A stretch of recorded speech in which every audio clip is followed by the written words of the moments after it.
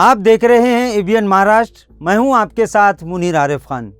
नाज़रीन, Maharashtra assembly election को लेकर वैसे तो सभी सियासी पार्टियां अपनी बिसात बिछाने में मसरूफ़ है, वहीं महाराष्ट्र की सियासत में गुज़िश्ता 10 साल पहले नमूदार हुई एमआईएम इस मरतबा महाराष्ट्र असेंबली इलेक्शन को लेकर जहां तैयारियां कर रही है, वहीं खुद एमआईएम में इस वक्त यानी मजलिस के हिमायतियों में आपसी तालमेल ना होने और ग्रुपबाजी की वजह से एक तरह की बेचैनी का माहौल देखने में आ रहा है। और ये बेचैनी गुज़िश्ता दिन मज़ीद संगीन रुख इख्तियार कर चुकी है।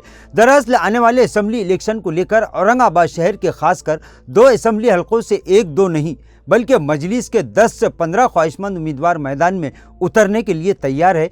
वहीं खुद एक मरतबा एमएलए और एक मरतबा एमपी रहे इम्तियाज़ जलील भी लगातार तीसरी मरतबा इलेक्शन लड़ने पर बजिद थे।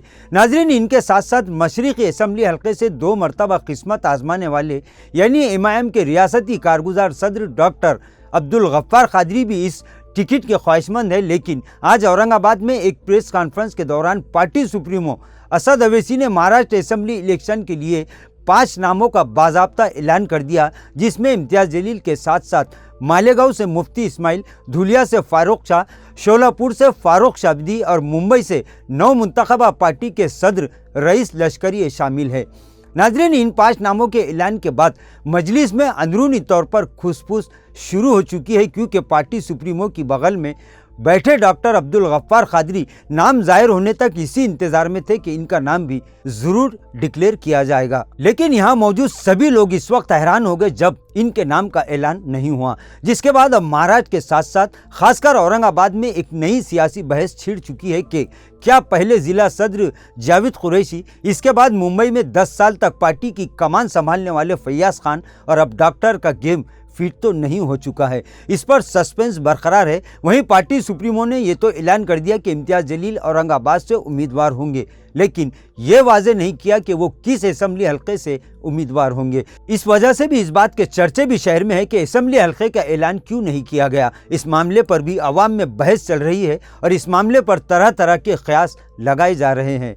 वहीं कल दिन भर आवाम को यह कहते हुए भी सुना गया कि औरंगाबाद जिला के राब्ता वजीर अब्दुल सत्तार की इम्तियाज़ जलील से कुर्बत इस बात का इशारा दे रही है कि कहीं इम्तियाज़ जलील सेंट्रल असेंबली हल्के को इनके लिए छोड़ तो नहीं रहे हैं और वो इस मरतबा मशरिक़ी असेंबली हल्के से किस्मत तो नहीं आजमा रहे हैं। बहरहाल अब एक नई बहस का आगाज़ हो चुका है। डॉक्टर के जितने भी हिमायती साबिक़ कारपोरेटर्स और ओहदेदारान हैं, अब वो इस मामले को लेकर हैरानी का इजहार कर रहे हैं कि आखिर डॉक्टर के नाम का ऐलान क्यों नहीं किया गया।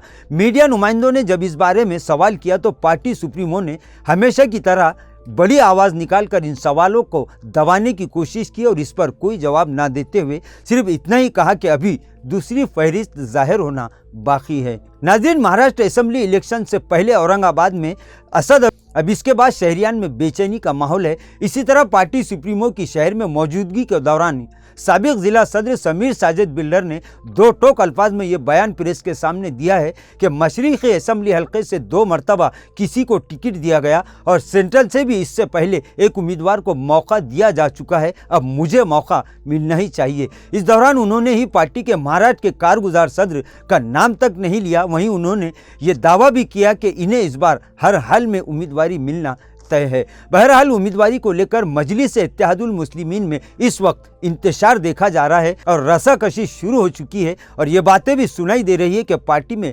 बगावत को टालने के लिए इस मामले को टालने की कोशिश हो रही है। अब देखना यह है कि आने वाले दिनों में इम्तियाज़ जलील किस असेंबली हल्के से इलेक्शन लड़ने का ऐलान करेंगे और क्या वो सेंट्रल से उम्मीदवार रहेंगे तो फिर मशरिक़ से डॉक्टर रहेंगे या फिर कोई और। इस बारे में भी सियासी सवालात शुरू हो चुके हैं और अगर मशरिक़ असेंबली हल्के से डॉक्टर गफ्फार कादरी को उम्मीदवारी नहीं मिलती है तो फिर ये बात तो खुद पार्टी के छोटे बड़े नेताओं के साथ साथ पार्टी से जुड़े तमामी वर्कर्स और लोग भी अच्छी तरह से जानते हैं कि पार्टी में इंतशार ज़रूर होगा, क्योंकि टिकट ना मिलने पर दिगर ख्वाहिशमंद उम्मीदवार क्या फ़ैसला करेंगे ये देखने वाली बात ज़रूर होगी। नाजरीन, आज के लिए बस इतना ही। फिर मुलाकात होगी कुछ नई वीडियो के साथ। तब तक के लिए हमें इजाज़त दीजिए। अल्लाह हाफिज़।